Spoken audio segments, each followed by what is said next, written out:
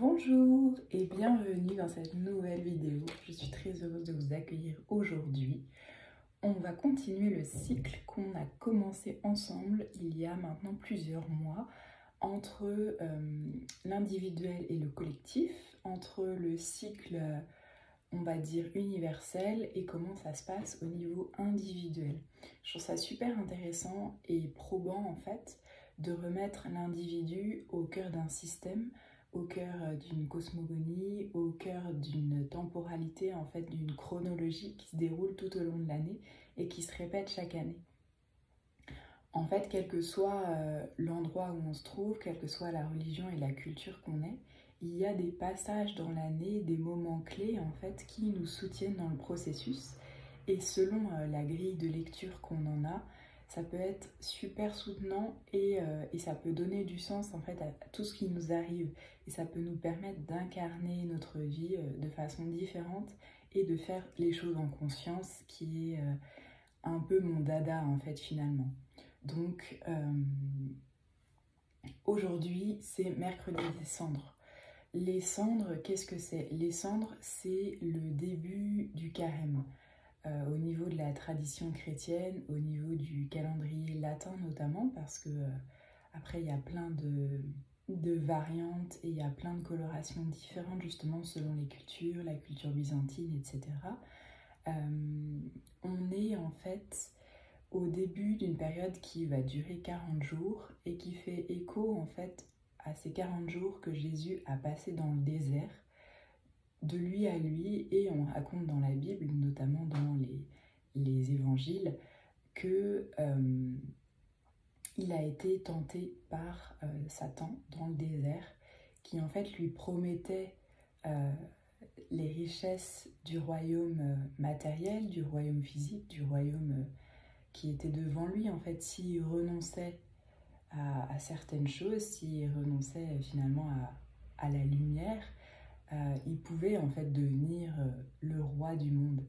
Sauf que Jésus en fait il se situe complètement sur un autre plan et c'est ce qui nous intéresse ici, c'est-à-dire que moi je suis vraiment hors religion en fait. Ce qui m'intéresse c'est qu'on puisse aller regarder ce que je vous disais en introduction de cette vidéo, les passages symboliques et les énergies et comment est-ce que ces repères culturels vont vous permettre de vivre les choses avec un autre éclairage.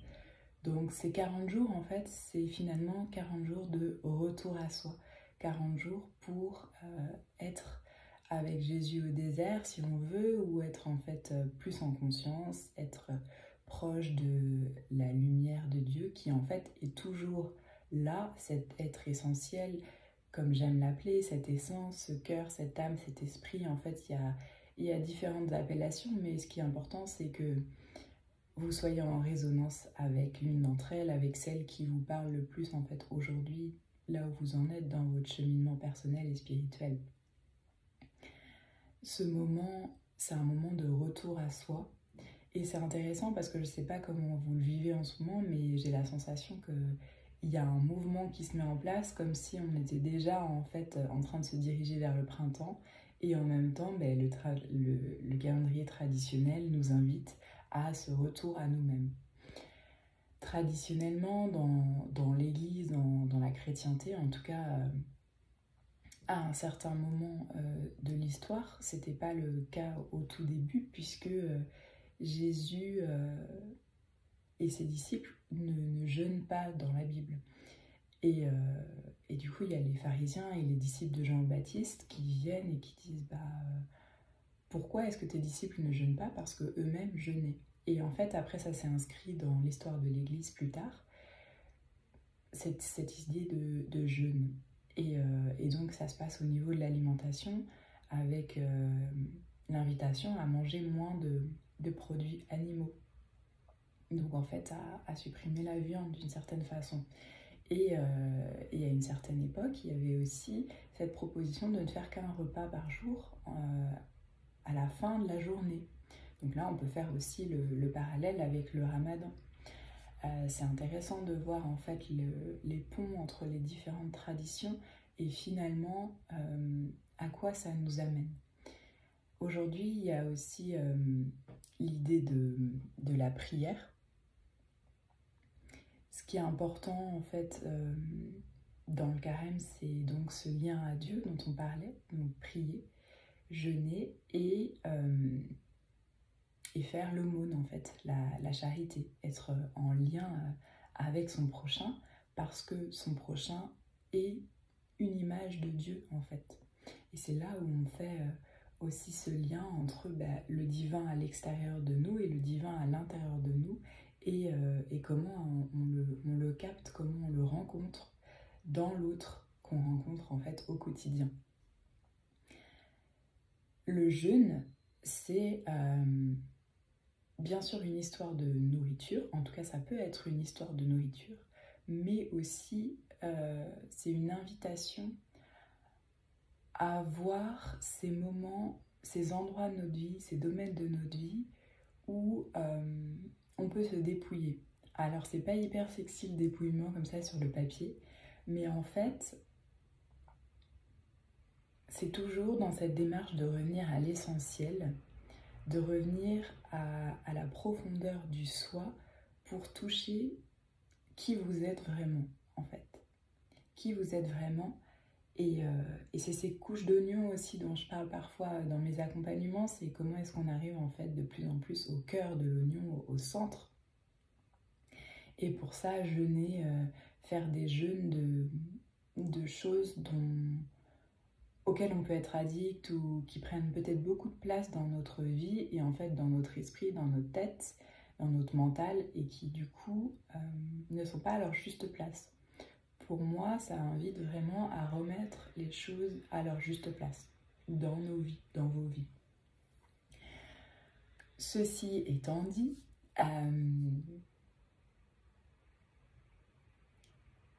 il y a ces 40 jours qui se déroulent en fait à partir donc du Mardi Gras qui était hier et jusqu'à Pâques. Après, il y a des variantes et on aura l'occasion d'en reparler. Après, il y aura la Semaine Sainte, etc.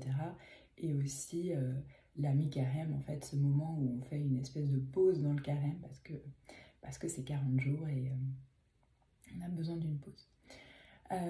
Ça fait aussi le parallèle avec l'histoire de Moïse au désert aussi, en fait, où il passe 40 jours et il reçoit les 10 commandements et il reçoit les tables de la loi. Donc en fait, c'est aussi intéressant d'aller regarder la symbolique des chiffres et comment est-ce que dans l'histoire du monde, il y a des endroits comme ça où ça se répète et à quoi ça nous invite en fait. À ce repos, à ce calme, à ce retour à soi. Et ça ne veut pas dire en fait devenir forcément un ermite, mais c'est des moments en fait de retour à soi dans le quotidien et peut-être prendre justement plus de temps pour ce recueillement pendant cette période en fait spéciale qui est dédiée et qui nous amène à la fête de Pâques qui est une fête extraordinaire, une fête de résurrection en fait. Et c'est comment est-ce que on va dépoussiérer nos vieux meubles, dépoussiérer notre intérieur qui est pas forcément toujours hyper lumineux pour arriver en fait au mieux prêt pour accueillir la lumière de Pâques. Et c'est ça qui est intéressant, c'est justement ce processus. Et ce que j'avais envie de vous dire aussi aujourd'hui, c'est que c'est vraiment hors morale, parce qu'il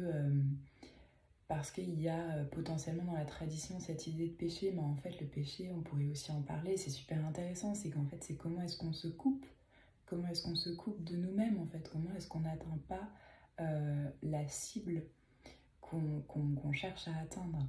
Et après ça c'est hyper personnel parce que ça va dépendre vraiment de vous, de ce que vous souhaitez pour votre vie.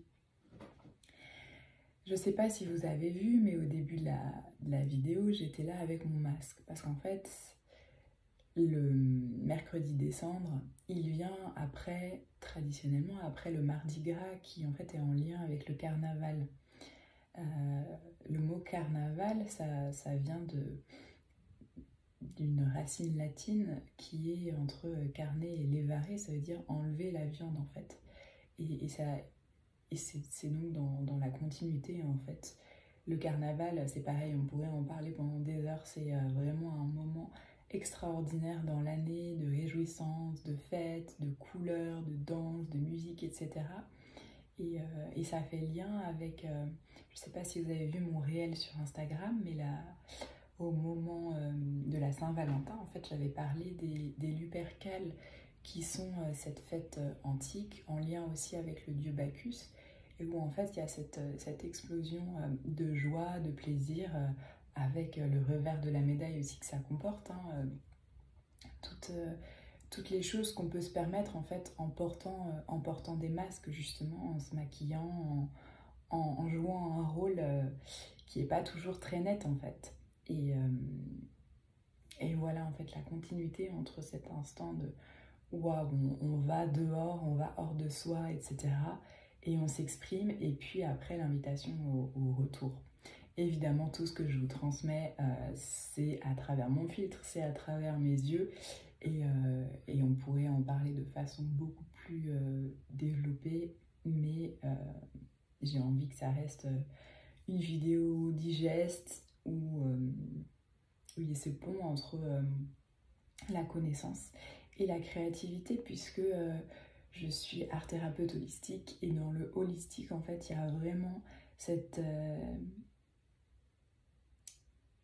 appétence pour ce qui est de l'ordre de la symbolique, des archétypes, et d'autres grilles de lecture et d'autres enseignants, comme j'aime à l'appeler, que sont le tarot et l'astrologie. Et donc, dans l'astrologie, on peut avoir ce cycle annuel de course des planètes, et comment est-ce que ça résonne à l'intérieur de nous.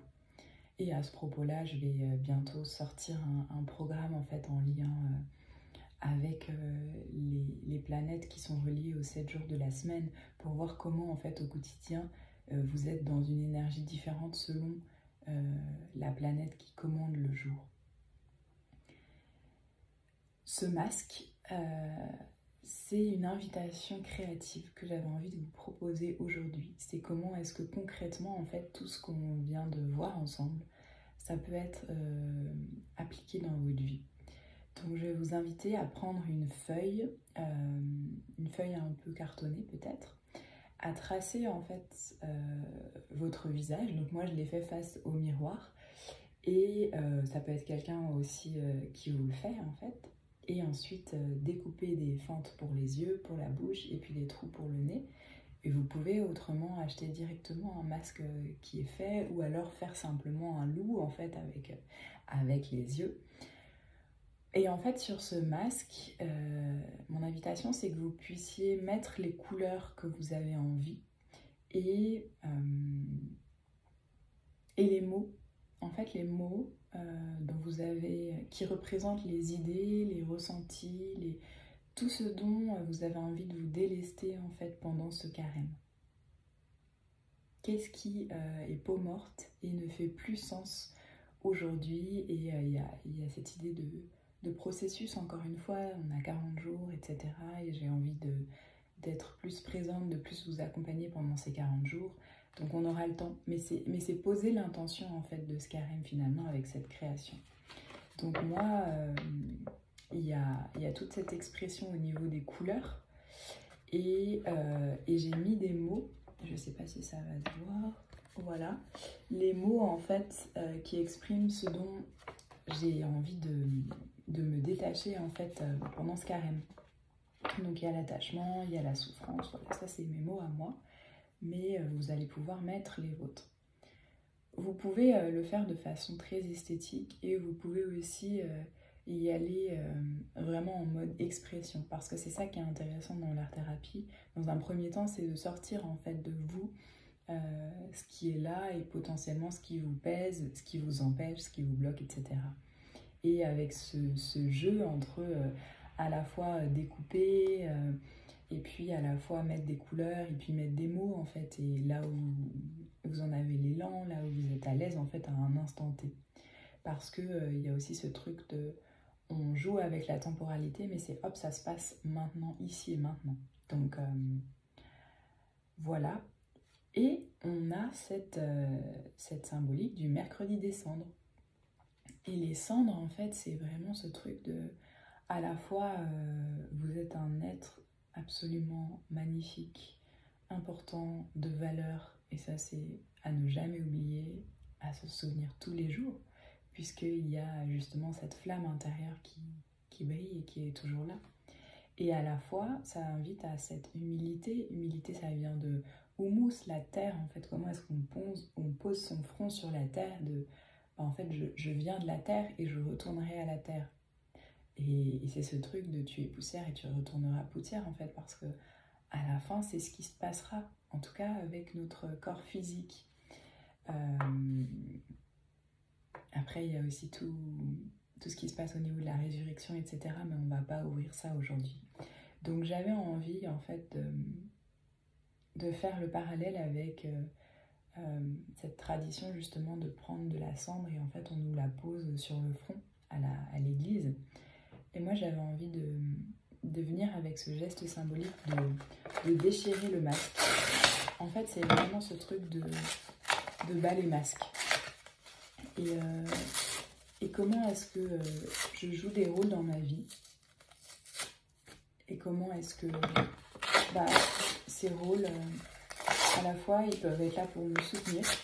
Donc, tout n'est pas à jeter à la poubelle, mais à la fois, ils peuvent aussi m'empêcher. Et c'est l'invitation de ce carême d'aller voir tout ça. Et donc, quand vous déchirez votre masque, vous êtes en conscience de ce que vous déchirez en lien avec ce que vous avez pu écrire et dessiner sur votre masque. L'idéal, en fait, ce serait super si vous pouviez brûler ces morceaux de papier pour retrouver cette cendre et être en lien avec tout ce dont on vient de parler. Voilà. J'espère que cette vidéo vous aura plu, j'espère qu'elle va vous soutenir dans ce passage. Et je serais vraiment très heureuse en fait d'avoir vos retours en commentaire. Et n'hésitez pas aussi à m'écrire, à me retrouver sur Instagram, Marie-Liesse Art Thérapeute, c'est très simple.